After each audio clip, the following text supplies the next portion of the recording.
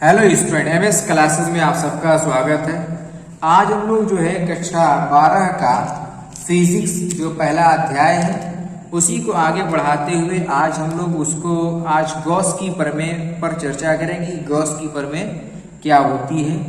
उम्मीद करता हूँ कि आप सब बेहतर होंगे और जो है अच्छी तरीके से अपनी पढ़ाई कर रहे होंगे। प्रिपरेशन भी अच्छी तरीके से आप लोग की चल रही होगी। तो आज जो है चलिए हम लोग गॉस की प्रमेय पर सीधे चर्चा करते हैं कि गॉस की प्रमेय क्या चीज होती है, गॉस की प्रमेय कहती क्या है। इस चीज पर हम लोग को चर्चा करनी है। देखिए यहाँ पर मैंने थोड़ी सी डेफिनेशन इसकी पहले ही से नोट करके रखी है कि गॉस की प्रमेय की जो डेफिनेशन होती है वो क्या होती है। तो क्या लिखा है, किसी बंद पृष्ठ से गुजरने वाला कुल विद्युत फ्लक्स उस पृष्ठ के अंदर उपस्थित कुल विद्युत आवेश का 1/में एप्सिलॉन नॉट गुना होता है। यानी यहाँ पर यह है गॉस की प्रमेय केवल और केवल बंद पृष्ठ के लिए ही लिया जाता है। इसके लिए बंद पृष्ठ, गॉस की प्रमेय हमेशा बंद पृष्ठ के लिए लिया जाएगा। इस चीज को ध्यान में रखना है।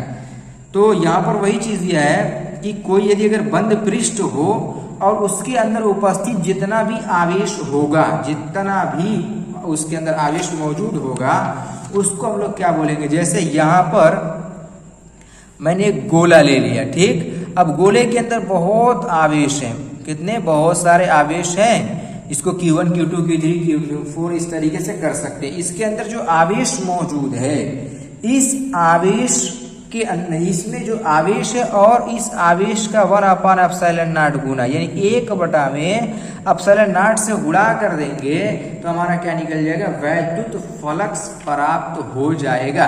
ये डेफिनेशन बता रही है। यानी फॉर्मूला इसके अकॉर्डिंग यदि अगर प्राप्त किया जाए तो जो फॉर्मूला बनेगा वो हम लोग को ये मिल जाएगा कि फाई ई बराबर या बराबर क्यू के बटा में एप्सिलॉन नॉट। ये हमारा जो है फॉर्मूला बन जाता है। इस तरीके से फॉर्मूला बन गया बस। अब इसमें हम लोग क्या करेंगे, इसकी उत्पत्ति करके देखेंगे कि इसकी उत्पत्ति जो है फॉर्मूला किस तरीके से हम लोग प्राप्त करेंगे। तो यहाँ मैं एक बस छोटी सी इसके लिए उत्पत्ति के लिए हेडिंग डाल दे रहा हूँ, देखिएगा।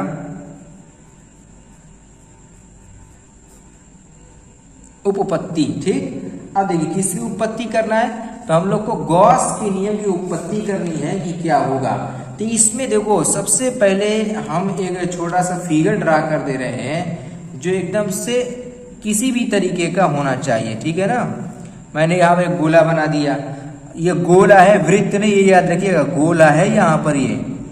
और इससे जो हम लोग यहाँ पर देखो एक कोण वाला होता है ना आइसक्रीम, उस तरीके से यहाँ बना दिया। और ये हमारा क्या कहलाएगा, जो कोण है ये घन कोण कहलाएगा। क्या, कौन सा कोण, ये जो कोण हम लोग को मिलेगा इसको घन कोण बोलेंगे। छोटा सा हमने लिया, इसको बोलते हैं डेल्टा ओमेगा। कौन सा कोण है हमारा, डेल्टा ओमेगा लिए हैं। और यहाँ से ये हमारा इसका जो पृष्ठ है वो डेल्टा ए पृष्ठ है हमारा। और इस पर जो वैद्युत क्षेत्र की तीव्रता है वो ई है, ठीक। दोनों हमारा जो है ये सब पृष्ठ के लंबवत होते हैं, ठीक। अब यहाँ पर लिया गया। अब इसी पर जो है हम थोड़ा सा 2 लाइन लिख दे रहे हैं। उसके बाद देखिएगा क्या लिखेंगे। सबसे पहले हम लोग माना प्लस क्यू आवेश किसी बंद पृष्ठ ए के भीतर। इसमें आवेश हमेशा भीतर वाला ही लेना है, बाहर वाला आवेश नहीं लेना होता है। देखिए हम लिखेंगे कि माना प्लस क्यू आवेश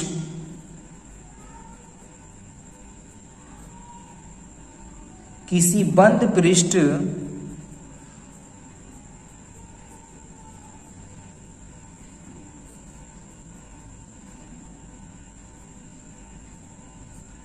किसी बंद पृष्ठ ए के भीतर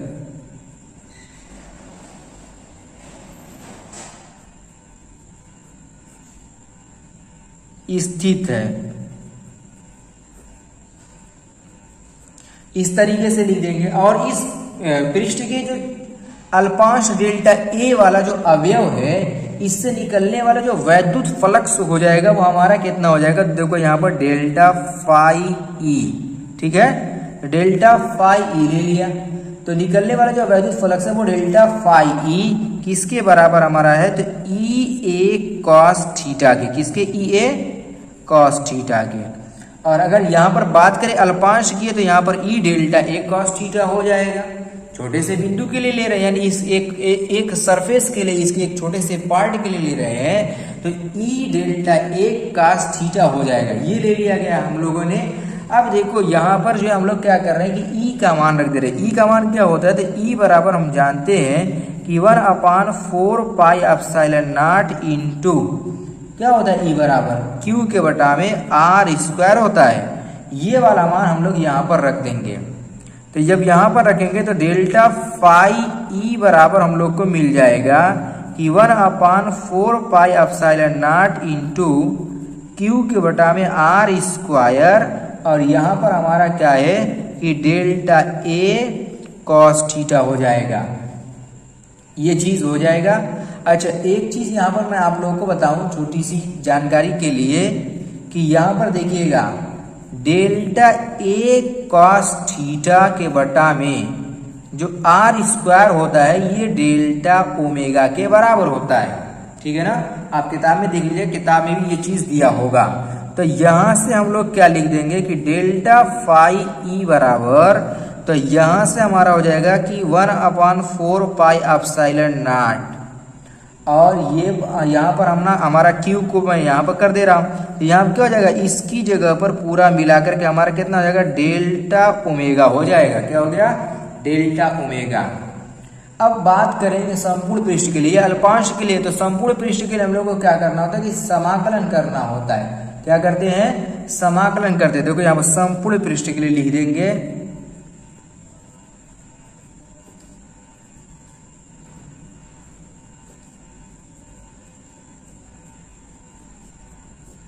तो संपूर्ण पृष्ठ के लिए हम लोग इसका क्या कर देंगे, इंटीग्रेशन कर देंगे। इंटीग्रेशन यहाँ पर रहेगा डेल्टा फाई ई, ठीक है। और यहाँ पर हमारा हो जाएगा कि देखो यहाँ पर देखो जो कांस्टेंट होता है उसका समाकलन नहीं होता, यानी Q/4 पाई एप्सिलॉन नॉट का समाकलन नहीं होगा। और यहाँ पर रहेगा कि डेल्टा ओमेगा, ये हो जाएगा। यहाँ पर इसका समाकलन करेंगे, डेल्टा ओमेगा का समाकलन किया जाएगा। अब देखो डेल्टा ओमेगा का जब समाकलन करेंगे, किसका, डेल्टा ओमेगा का जब समाकलन करते हैं तो ये हमारा आता है 4 पाई, क्योंकि ये घन कोण होता है। ये जो कोण लिया ना डेल्टा ओमेगा, ये घन कोण है और घन कोण का मान 4 पाई होता है। यहाँ पर देखो इसका इंटीग्रेशन करेंगे तो हमारा हो जाएगा कि फाई ई हो जाएगा, और यहाँ पर क्यू के बटा में 4 पाई एप्सिलॉन नॉट इंटू यहाँ पर रहेगा केवल 4 पाई, ठीक है। 4 पाई से 4 पाई हमारा क्या हो जाएगा, कट जाएगा। तो यहाँ से मिल जाएगा आप लोगों की फाई ई बराबर है क्यू के बटा में एप्सिलॉन नॉट, जो हमारी डेफिनेशन के अकॉर्डिंग था वही फॉर्मूला उत्पत्ति के अनुसार भी हम लोगों को प्राप्त हो जाता है। ऐसे जो है हम लोगों का जो है क्वेश्चन सॉल्व होगा। उम्मीद वो क्वेश्चन कर रही है इस तरीके से इसकी उत्पत्ति कर सकते हैं, ऐसे इसकी डेफिनेशन लिख सकते हैं। उम्मीद करता हूं कि ये भी आप लोगों को क्लियर हो गया होगा। तो चलिए इस पर जो है हम लोग एक छोटा सा न्यूमेरिकल कर लेते हैं। देखिए न्यूमेरिकल क्या कह रहा है, यहाँ पर देखिए एक छोटा सा इसी फॉर्मूले पर जो है हम लोग न्यूमेरिकल लिए हुए हैं। न्यूमेरिकल काफी इजी है, समझने के प्रयास करेंगे तो आ जाएगा। क्या लिखा है कि 10 माइक्रो कूलाम का कोई बिंदु आवेश किसी किनारे पर 8 सेंटीमीटर किनारे वाले किसी घनीय गॉसियन पृष्ठ के केंद्र पर स्थित है, तब पृष्ठ से निकलने वाला कुल फ्लक्स क्या होगा। एक चीज यहाँ पर मैंने आप लोगों को बताया कि जो है पृष्ठ किसी भी तरीके का हो सकता है, उसका कोई आकार आकृति इसके लिए फिक्स नहीं है। और जो आवेश लेना रहेगा वो हम लोग आवेश केवल पृष्ठ के भीतर वाला लेंगे, बाहर वाला आवेश इसमें नहीं लिया जाता है, ठीक है। ये चीज भी आप लोग को ध्यान रखना है। तो सबसे पहले यहाँ पर Q का मान हम लोग को दिया है 10 माइक्रो कूलाम। तो यहाँ कहना है 10 × 10⁻⁻6 कूलाम हो जाएगा। और इसमें फ्लक्स को ज्ञात करने के लिए गॉसियन पृष्ठ के अकॉर्डिंग यहाँ पर हम लोग को भुजा की कोई आवश्यकता नहीं होती है, क्योंकि फार्मूला जो हमारा है फाई ई बराबर क्यू के बटा में ये क्या होता है, हमारा एप्सिलॉन नॉट होता है। अब देखिए यहाँ पर मान रख देंगे क्यू का मान कितना है 10 गुणे 10 की घात -6। अब साइलेंट नॉट का मान होता है 8.85 गुणे 10 की घात -12। एक चीज यहाँ पर ये नोटिस करिएगा कि 1 में जिसको हम लोग कह लो कि 1 में ये एप्सिलॉन नॉट होगा ना, तो 1 में एप्सिलॉन नॉट का मान कितना होगा 1/8.85 गुणे 10 की घात -12। ठीक, अब इसको जब डिवाइड करेंगे ना 0.1129 गुणे 10 की घात 12 हो जाएगा। ठीक है ना, ये इसका मान हो जाता है 1129 गुणे 10 की घात 12 हो जाएगा हमारा। तो यहाँ पर तो जो हमारा ये चीज दिया है कि 10, ये बोलो इसका जब गुणा करेंगे 10 की घात हमारा कितना होगा 10 की घात केवल 5 हो जाएगा। अब जब ये ऊपर जाएगा तो 0.1129 गुणे 10 की घात कितना हो गया 12 हो जाएगा हमारा। ठीक, अब यहाँ पर देखो ये कितना होगा 0. ये देखोगे 10 की घात -5 है, 0.1129 गुणे 10 की घात हमारा कितना आएगा 7 हो जाएगा प्लस में। अब दशमलव को उठा के जब इधर खिसका देंगे 1 अंक दशमलव खिसका लिया जाएगा, बस कितना केवल 1 अंक दशमलव खिसका लेंगे हम लोग, तो यहां से हम लोगों को मिल जाएगा कितना मिल जाएगा, देखिएगा यहाँ पर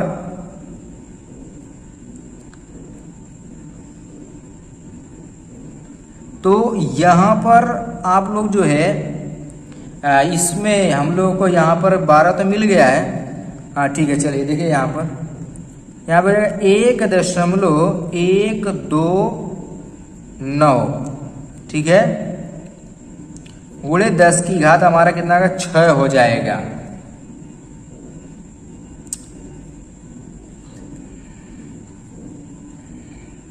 फिर उसके बाद जो है इसको थोड़ा सही कर लीजिएगा 1.13 हो जाएगा गुणे 10 की घात हमारा हो जाएगा कितना 6, और हमारा फ्लक्स निकाले तो फ्लक्स का मात्रक क्या हो जाएगा, तो फ्लक्स का मात्रक वही न्यूटन मीटर स्क्वायर प्रति कूलाम हो जाएगा। अच्छा एक चीज थोड़ा सा यहाँ पर आप लोग देख लीजिएगा, थोड़ा सा मुझको डाउट हो गया है। डाउट ये हो गया है कि यहाँ पर जो है कि 10 की घात 11 हो जाना चाहिए शायद ऊपर जाने के बाद, इसको थोड़ा क्लियर करके आप लोग जो है उसको लिख लीजिएगा कॉपी पर, ठीक है ना, कि 1/8.85 × 10⁻12 को जब ऊपर करेंगे तो क्या 10 की घात 12 रहेगा या 11 हो जाएगा, यही चीज़ थोड़ा सा डाउट है। बस यहाँ पर कुछ करना नहीं है, यहाँ बस 10 की घात 5 हो जाएगा आपका आंसर में, और कोई दिक्कत नहीं, ठीक है ना। तो चलिए अब हम लोग इसके बाद आगे के इसके पोर्शन को अगले लेक्चर में करेंगे।